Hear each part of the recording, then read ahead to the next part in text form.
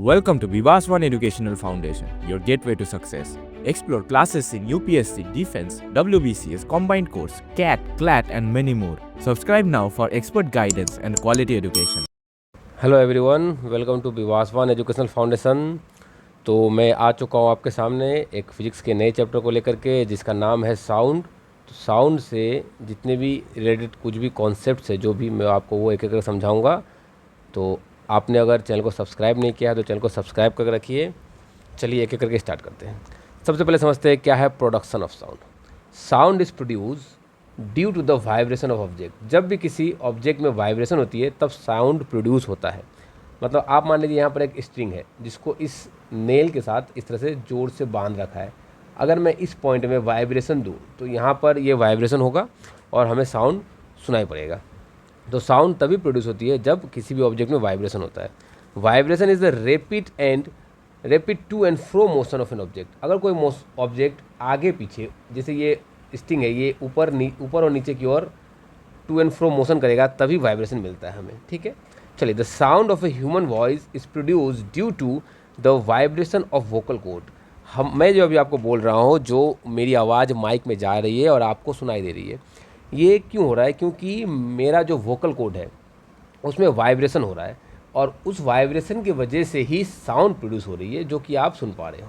तो इस तरह से साउंड प्रोड्यूस होती है किसी भी एक ऑब्जेक्ट में, चाहे वो इंसान हो या किसी और भी। हम लोग एनिमल के बारे में भी बात कर सकते हैं। A stretch rubber band when plucked vibrate and produce sound. जब हम एक स्ट्रेच रबर बैंड को प्लग करेंगे तो उसमें भी वाइब्रेशन होगी और हमें साउंड सुनाई देगा।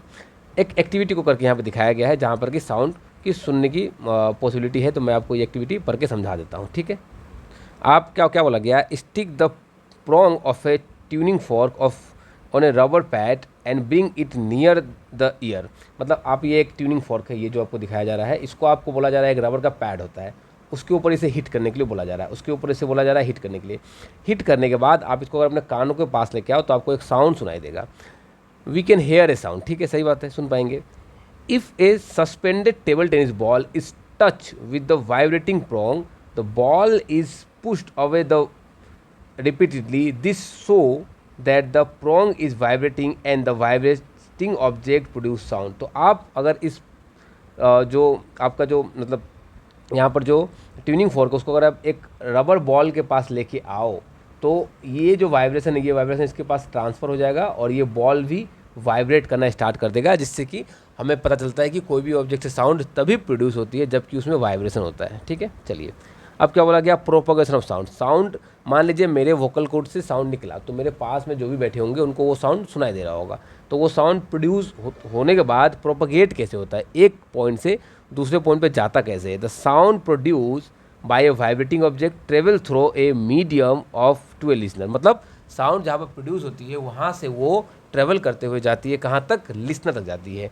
The medium can be solid. जिस मीडियम से होकर साउंड जाएगी वो सॉलिड भी हो सकता है, लिक्विड भी हो सकता है और गैस भी हो सकता है। When an object vibrate the particle around the medium vibrates. जब कोई एक ऑब्जेक्ट वाइब्रेट कर रहा होता है तो वो अपने अराउंड चारों तरफ में जितने भी पार्टिकल्स है, either it is solid, liquid और गैस, वो क्या करेंगे? वो उनको भी वाइब्रेट करवा देंगे। The particle in contact with the vibrating object first displace from the equilibrium position. और जो भी पार्टिकल उस वाइब्रेटिंग ऑब्जेक्ट के अराउंड है वो पहले अपने इक्विलिब्रियम पोजीशन से डिस्प्लेस हो जाएंगे, फिर जाकर के उनमें एक एक करके वो साउंड प्रोड्यूस करेंगे। Then it exert a force on the adjacent particle. तो वो क्या करेंगे? एक एडजेसेंट पार्टिकल पे एक फोर्स लगाएंगे और फिर वो एडजेसेंट पार्टिकल पास वाले पार्टिकल पे फोर्स लगाएगा। जैसे कि मान लीजिए मैंने यहाँ पर एक माइक को चलाया, ठीक है, एक स्पीकर चलाया, तो यहाँ से जो साउंड निकल रहा है इस तरह से, वो यहाँ के पार्टिकल को वाइब्रेट कर रहे हैं पहले, फिर ये जो पार्टिकल है इसने यहाँ वाले पार्टिकल को वाइब्रेट किया, फिर उसने अपने एडजेसेंट पार्टिकल को वाइब्रेट किया। ऐसे करते करते next to next particle vibrate होते जाएंगे और साउंड का प्रोपगेशन होता चला जाएगा। ठीक है, इट एक्सर्ट ए फोर्स। चलिए, ये सब मैंने कर दिया ऑलरेडी। हाँ, after displacing the adjacent particle the first particle come back to its original position. जब ये पार्टिकल इस वाले पार्टिकल को वाइब्रेट करवा चुका होगा तो फिर से ये पार्टिकल आगे जा करके वाइब्रेट करवा के फिर से पीछे आके अपने ही पुराने पोजीशन पे बैठ जाएगा। This process repeated in the medium till the sound reach to the air. ये तब तक होता रहेगा मीडियम में, तब तक कि साउंड कि अराउंड सराउंडिंग वाले पर्सन्स के कानों तक ना पहुंच जाए। The disturbance produced by a vibrating objects travels through a medium but the particle do not move forward themself. सिर्फ और सिर्फ डिस्टर्बेंस ही जाता है, पार्टिकल उठ के नहीं जाता है। A wave of disturbance which moves through a medium by a vibration of particle of the medium. ठीक है, वेव चला जाता है, कोई बड़ी बात नहीं है इसमें। Sound is consider as a wave. Sound को हम क्या कंसिडर करते हैं?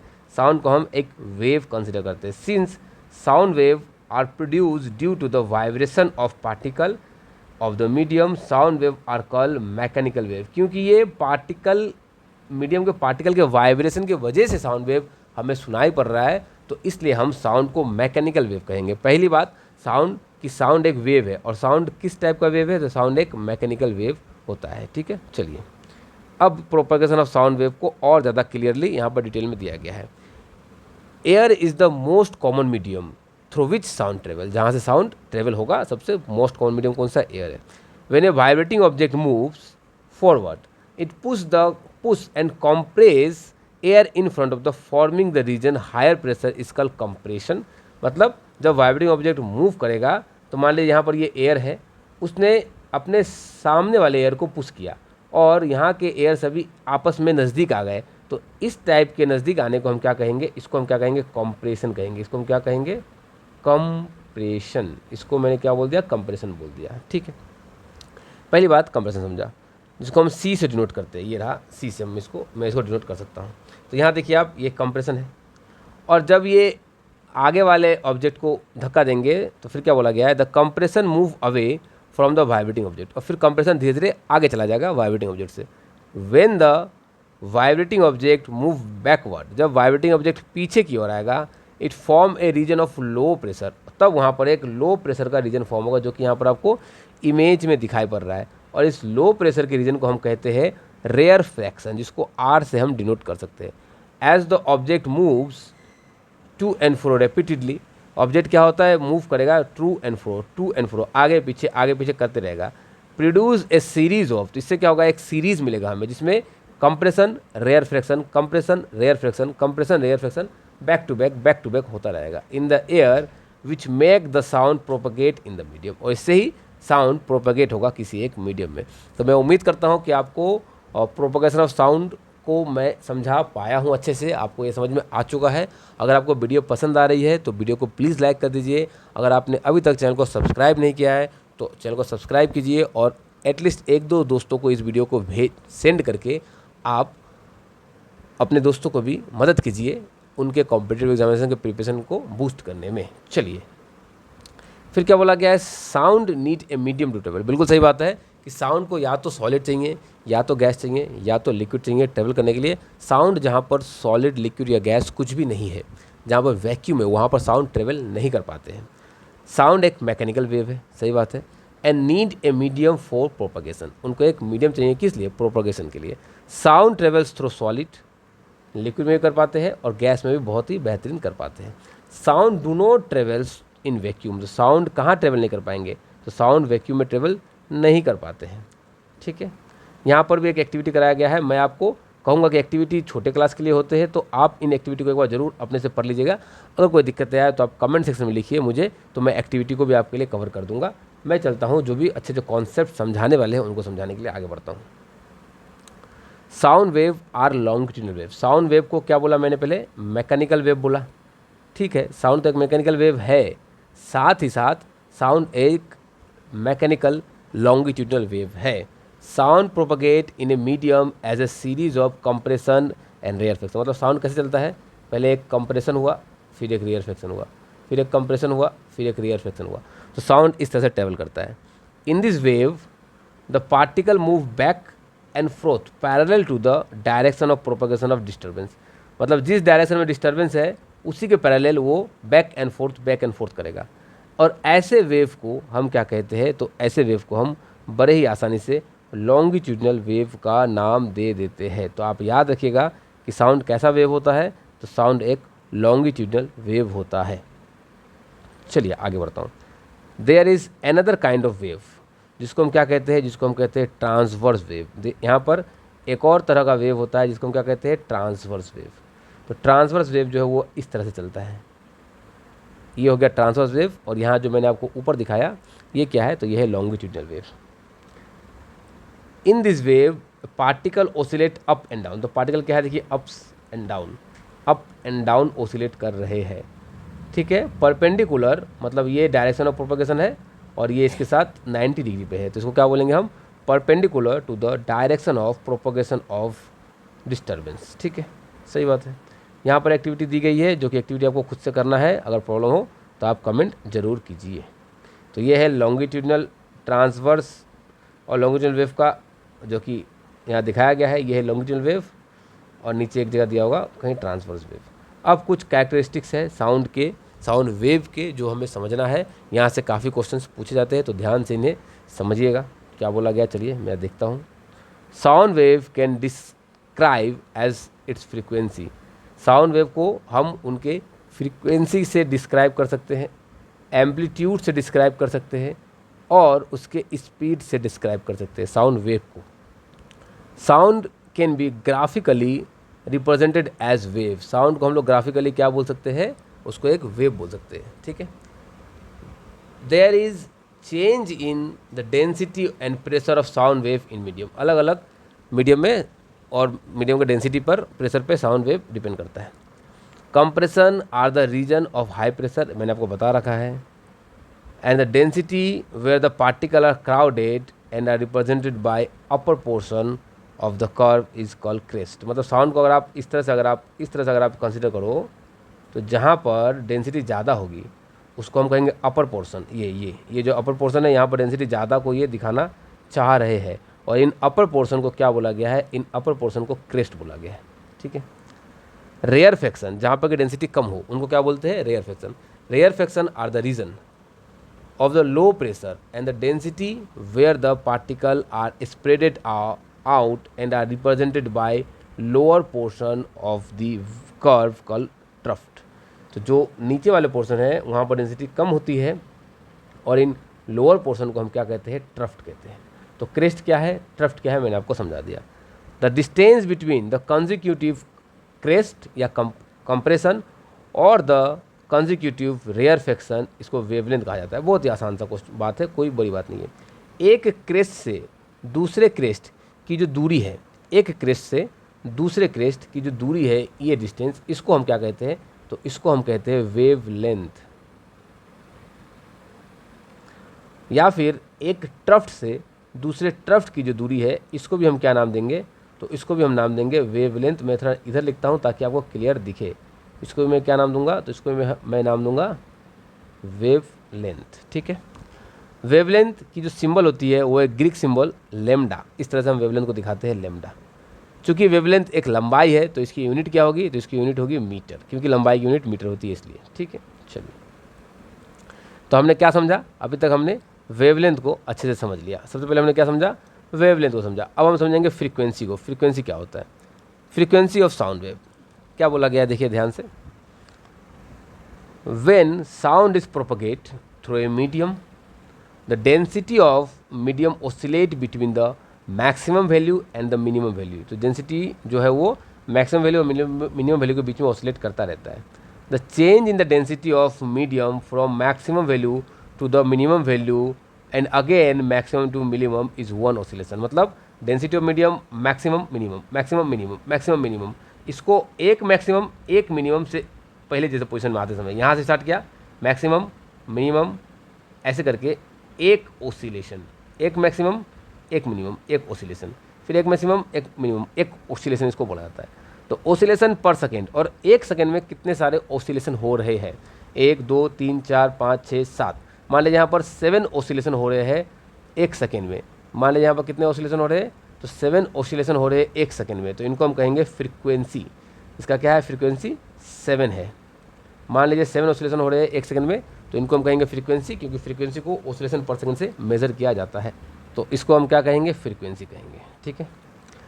It is represented by the symbol v, और फ्रीक्वेंसी को हम वी से या फिर न्यू, एक ग्रीक सिंबल है, इससे भी हम लोग रिप्रेजेंट, ये वी लिख दिया है, न्यू होगा, एक ही बात है। और इसकी जो यूनिट होती है फ्रीक्वेंसी की वो क्या होती है, हर्ट्ज। तो the SI unit of frequency is hertz, ये आपको याद रखना है। चलिए आगे बढ़ते हैं। नेक्स्ट है टाइम पीरियड। टाइम पीरियड क्या होता है, the time taken for change in density, मतलब एक यहाँ से स्टार्ट करके फिर से इसी पोजीशन पे आने में जो टाइम लगेगा, इस जगह से इस जगह में जाने में एक पार्टिकल को जो टाइम लगेगा उसको हम कहते हैं टाइम पीरियड। सिंपल अगर लैंग्वेज में कहूँ तो टाइम पीरियड। और यहाँ पर क्या बोला गया था, time taken for one complete oscillation in a density of the medium is called time period of the sound wave. ठीक है, इसको हम लोग रिप्रेजेंट करते हैं कैसे, लेटर टी से। टी से टाइम पीरियड को रिप्रेजेंट करते हैं और इसकी जो यूनिट होती है वो क्या होती है, एसआई यूनिट सेकेंड में होती है। Frequency and time represented as follow. अगर आप कहो तो फ्रीक्वेंसी में और टाइम में एक रिश्ता है कि फ्रीक्वेंसी जो होता है वो 1/टाइम पीरियड के इक्वल होता है। ठीक है, चलिए एम्पलीट्यूड की अगर मैं बातें करूँ तो क्या होगा, जिस तरह से फ्रीक्वेंसी और टाइम पीरियड में एक रिश्ता है उसी तरह से वेवलेंथ में और टाइम पीरियड में भी एक रिश्ता है। वेवलेंथ को हम लेमडा से कहते थे और टाइम पीरियड को हम क्या से कहते थे, न्यू से कहते थे। ठीक है, तो इसमें क्या रिलेशन होता है, इसमें रिलेशन होता है frequency is equal to c by lambda. C यहाँ पर क्या है, तो सी यहाँ पर है स्पीड ऑफ लाइट। सी क्या है यहाँ पर, तो सी है यहाँ पर स्पीड ऑफ लाइट। ठीक है, c is speed of light, c is speed of light. ठीक है, चलिए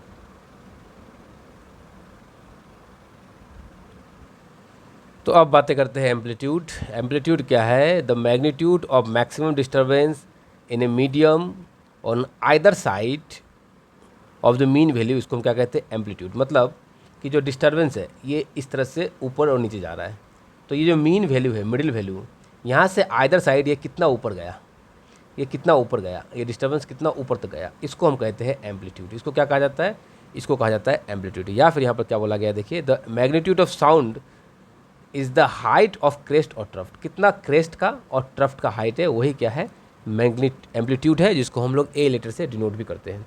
और ऐसा यूनिट क्या होगा, द ऐसा unit of the same as the density और प्रेशर। जो डेंसिटी और प्रेशर का होता है वही होता है इसका ऐसा यूनिट एम्पलीट्यूड का। अब बात करेंगे अगर पिच और लाउडनेस की, तो पिच ऑफ साउंड श्रिल और फ्लैट कितना depends on the frequency and vibration. Frequency of vibration पर डिपेंड करता है कि साउंड की पिच क्या होगी। If the frequency is high, अगर फ्रीक्वेंसी क्या है, हाई है, the sound has high pitch. And if the frequency is low, अगर फ्रीक्वेंसी लो है, the sound has low pitch. तो साउंड की फ्रीक्वेंसी अगर लो है तो पिच भी लो होगी, ये यहाँ पर बोलना चाह रहे हैं। चलिए, the loudness of sound depend upon the amplitude of vibration. ये क्वेश्चन कई बार पूछा जाता है कि लाउडनेस ऑफ साउंड किन बातों पे डिपेंड कर सकता है। उसमें से एक बात यहाँ पर है कि जो एम्पलीट्यूड ऑफ वाइब्रेशन है उन पे लाउडनेस ऑफ साउंड डिपेंड करेगा। If the amplitude is bigger, अगर एम्पलीट्यूड ज़्यादा है, the sound is loud. And if the amplitude is smaller, the sound is soft. अगर एम्पलीट्यूड ज़्यादा है तो साउंड आपको लाउड लगेगा, एम्पलीट्यूड अगर कम है तो साउंड आपको लो या फिर सॉफ्ट लगेगा। ये देखिए, ये लाउडर साउंड, जबकि जिसकी एम्पलीट्यूड देखिए आप कितने ज़्यादा है, यहाँ से मिड पोजीशन से ये बहुत ज़्यादा है। और अगर सॉफ्ट साउंड है तो एम्पलीट्यूड बहुत कम है, एम्पलीट्यूड बहुत कम है। चलिए अब बातें करते हैं स्पीड ऑफ साउंड की। यहाँ पर से काफ़ी क्वेश्चंस पूछे जाते हैं, कई क्वेश्चंस कई बार देखे गए हैं। The speed of sound is different in different medium. अलग अलग मीडियम में साउंड की स्पीड अलग अलग होती है। The speed of sound is more in solid as compare to liquid, और सबसे कम होती है गैस में। तो अगर मैं बात करूँ स्पीड ऑफ साउंड की, तो सबसे ज़्यादा सॉलिड में होती है, उसके बाद स्पीड ऑफ साउंड लेस होती है as compare to solid liquid में, और उससे भी कम होती है कहाँ पर, गैस में। तो ये स्पीड ऑफ साउंड के जो भी है सब कुछ। ठीक है, चलिए the speed of sound is also depend on the temperature पर डिपेंड करता है, एक किस मीडियम में ट्रेवल कर रहा है। अगर ज़्यादा टेम्परेचर है तो साउंड अलग होगा, और कम टेम्परेचर है तो साउंड अलग होगा। If the temperature of a medium is more, अगर साउंड जिस मीडियम में ट्रेवल कर रहा है उसकी टेम्परेचर ज़्यादा है तो साउंड भी ज़्यादा होगी, साउंड की स्पीड भी ज़्यादा होगी।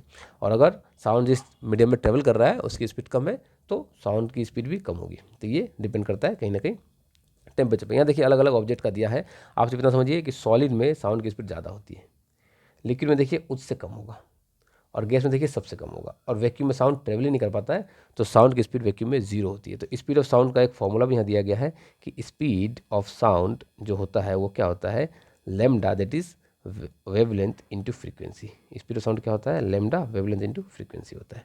ये एक फॉर्मूला को आप याद रखिएगा, जरूर आपके ये काम में आएगा। अब आते हैं कुछ साउंड के कुछ फेनोमेनन्स, जिसमें है reflection of sound, rarefaction of sound, और भी कुछ काफ़ी चीज़ें हैं। लाइक लाइट, रिफ्लेक्शन का मतलब क्या होता है, किसी एक सरफेस से टकरा करके वापस आ जाना, इसको हम क्या कहते हैं, रिफ्लेक्शन। ठीक है, इसको क्या कहते हैं, reflection. Light sound gate reflected at the surface of solid, liquid and follow the law of reflection, और ये सॉलिड से और लिक्विड से टकरा के वापस भी आते हैं और लॉ ऑफ रिफ्लेक्शन को फॉलो भी करते हैं। The angle of incidence is equal to the angle of reflection. जैसे कि हमने लाइट में देखा था कि अगर एंगल ऑफ इंसिडेंस मान लीजिए नॉर्मल के साथ 30 डिग्री है, तो जो एंगल ऑफ रिफ्लेक्शन होगा वो भी कितना होगा, 30 degree. And the incidence ray, reflected ray, जो कि same to same light chapter मैंने आपको बता रखा है, उसी तरह से ये यहाँ पर भी होता है। अगर अभी तक आपने लाइट चैप्टर्स को नहीं देखा है तो लाइट चैप्टर का वीडियो भी इस चैनल में अपलोड है, आप प्लेलिस्ट को फॉलो करके उसे भी ज़रूर देख लीजिए, क्योंकि काफ़ी कॉन्सेप्ट्स वहाँ से यहाँ पर मिलते जुलते हैं। और इसको आप एक्टिविटी को जरूर एक बार पढ़िएगा। अगर कोई दिक्कत आए तो आप कमेंट सेक्शन में कमेंट कीजिए, एक्टिविटी को रिपीट करने के लिए मैं आपको जरूर रिपीट कर दूंगा। अब आते हैं एक बहुत ही इंपॉर्टेंट पार्ट जिसको कहते हैं इको, और यहाँ से काफ़ी क्वेश्चन भी पूछे जाते हैं और ये अच्छा पार्ट भी है। चलिए, if we shoot a clap near a reflecting surface like building or a mountain, the hear the same sound again and again, आपको सुनाई पड़ता है, उसी को हम इको कहते हैं।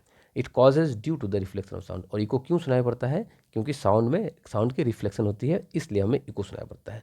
To hear an echo clearly the time interval between the original sound and the echo must be at least 0.1 second. मतलब कि आपने यहाँ पर एक स्पीकर चलाया और ये स्पीकर की साउंड जा करके एक वॉल से टकरा के आपके कानों पे आई, तो जाके आने में इसको मिनिमम 0.1 सेकेंड का टाइम लगना चाहिए।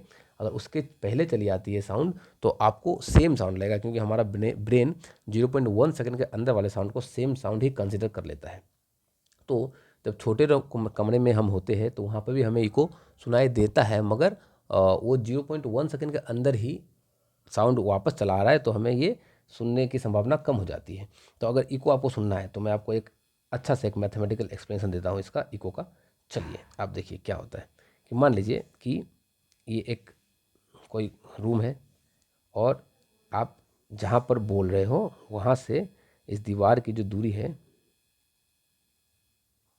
ये है 17 मीटर, और वेलोसिटी क्या होता है, डिस्टेंस बाय टाइम। तो टाइम क्या होगा, डिस्टेंस बाय वेलोसिटी। तो जाने और आने में इसे 17 + 17 दो बार, एक बार जाना होगा एक बार आना होगा, तो 34 मीटर का डिस्टेंस ट्रेवल करना होगा। और मान लीजिए 340 मीटर पर सेकेंड की स्पीड होती है साउंड की, तो ये इससे ये कट गया, तो 1/10 बच गया, मतलब 0.1 सेकेंड टाइम को जाके आने में लगा। तो ये 17 मीटर है तो 0.1 सेकेंड, अगर 17 से कम होगा तो ये 0.1 सेकेंड से कम हो जाएगा, तो हमें इको सुनाई नहीं देगा। तो इको सुनने के लिए मिनिमम जो डिस्टेंस की रिक्वायरमेंट है वो 17 मीटर है। तो इको सुनने के लिए हमें मिनिमम जो डिस्टेंस चाहिए होगा वो क्या होगा, 17 metre. Since the speed of sound is 344 metre per second in the air, the distance travel by sound in 0.1 second is 344 into 0.1 second 34.4 metre. तो जाके आने में 34.4 मीटर मतलब 17.2 मीटर का डिस्टेंस हमें चाहिए होगा। So the hear and echo clearly the minimum distance of a reflecting surface should be half of the distance, that is 17.2 metre हमें डिस्टेंस होनी चाहिए, तभी हमें इको सुनाई पड़ेगा।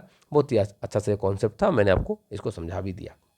रिवर्बरेशन क्या होता है, एक साउंड का 4 बार 5 बार रिफ्लेक्ट हो जाना, multiple reflection of A sound, इसको कहते हैं रिवर्बरेशन। कि आप एक रूम में खड़े हो और आपने यहाँ बोल करके ये साउंड यहाँ टकराया, इधर टकराया, इधर टकराया, टकरा के आपके कान में आने में उसने एक 0.1 सेकंड से ज़्यादा टाइम ले लिया, तो इसको हम लोग कहते हैं reverberation. Echo may be heard more than once due to repeated or multiple reflection of sound from several reflecting surface, this causes the persistence of sound travel reverberation, call reverberation. तो इसको हम क्या कहते हैं, इसको हम लोग रिवर्बरेशन कहते हैं। In big hall auditorium to reduce reverberation, roof में एंड वॉल्स को कवर कर दिया जाता है एब्जॉर्बिंग मटेरियल से, ताकि साउंड कंप्रेस हो जाए, साउंड कंप्रेस फाइबर से लगाया जाता है ताकि साउंड टकरा के वापस ना आ जाए, साउंड एब्जॉर्ब हो जाए। तो इस तरह से हम लोग रिवर्बरेशन को भी मैंने आपको समझा दिया। Use of multiple reflection of sound, क्या क्या काम है मल्टीपल रिफ्लेक्शन ऑफ साउंड के, देखिए megaphones, horn, musical instrument like trumpets etcetera are design to send sound by multiple reflection in a particular direction without spreading in all direction. Particular direction में भेजने के लिए हम लोग मल्टीपल रिफ्लेक्शन का यहाँ पर काम लगा लेते हैं। Doctors listen to sound from the human body through a stethoscope. यहाँ पर भी हम लोग मल्टीपल जो साउंड है मल्टीपल रिफ्लेक्शन है उसको काम में लेते हैं। The sound of heart reach the doctor's ear by multiple reflection से ही हमें सुनाई पड़ता है। Generally the ceiling of a cinema hall in auditorium are curve so that the sound are after multiple reflection reach all the part of the hall, एक डायरेक्शन में ना जाके हर पार्ट में चला जाए। Sometime the curve sound board in a place behind the stage of that, और समटाइम इसको ऐसे बनाया जाता है कि जो साउंड है वो स्टेज के पीछे चला जाए। After multiple reflection spread even across the hall. ठीक है, चलिए अब आया गया कि हेयरिंग रेंज, हम कितने फ्रीक्वेंसी तक के साउंड को सुन पाएंगे, हमारा ब्रेन इसको एनालाइज कर पाएगा। The human being can hear sound of frequency between 2000 hertz to 20,000 hertz, मतलब हम 20 hertz to 20 hertz to 20 kilo hertz तक के साउंड को हमारा ब्रेन आराम से एनालाइज कर पाता है। Sound whose frequency is less than 20 hertz, इसको हम लोग कहते हैं इंफ्रासोनिक साउंड, जिसकी फ्रीक्वेंसी 20 हर्ट्ज से कम है। एनिमल जैसे कि डॉग, एलिफेंट, ठीक है, rhinoceros, whale etcetera produce and hear infrasonic sound को वो प्रोड्यूस भी कर सकते हैं और सुन भी सकते हैं। Sound whose frequency is more than 20 hertz उसको कहा जाता है अल्ट्रासोनिक साउंड, जो 20 किलो हर्ट्ज से या 20,000 हर्ट्ज से ज़्यादा है उनको अल्ट्रासोनिक साउंड बोला जाता है। जैसे कि एनिमल कुछ डॉल्फिन, बैट, रैट और कुछ इस तरह के जो भी एनिमल होते हैं वो इस तरह के साउंड को प्रोड्यूस कर पाते हैं और सुन भी पाते हैं। Bat are use reflector ultrasonic sound wave to detect an obstacle और इट्स प्रे, अपने प्रे को और ऑब्स्टेकल को डिटेक्ट करने के लिए वो मतलब क्या करते हैं, वो डिटेक्ट करने के लिए मतलब मल्टीपल साउंड और इको का इस्तेमाल करते हैं। ठीक है, अल्ट्रासोनिक साउंड को। यूज़ ऑफ अल्ट्रासोनिक साउंड, क्या क्या यूज़ अल्ट्रासोनिक साउंड के, बहुत ही अच्छे अच्छे यूज़ है, मेडिकल साइंस में भी यूज़ है जो कि हमें पता है या आपने ऑलरेडी पढ़ रखा है। चलिए, तो सबसे पहले यूज़ क्या है, ultrasonic sound are use to clean object like electronics, component को हम लोग क्लीन करने में यूज़ कर सकते हैं।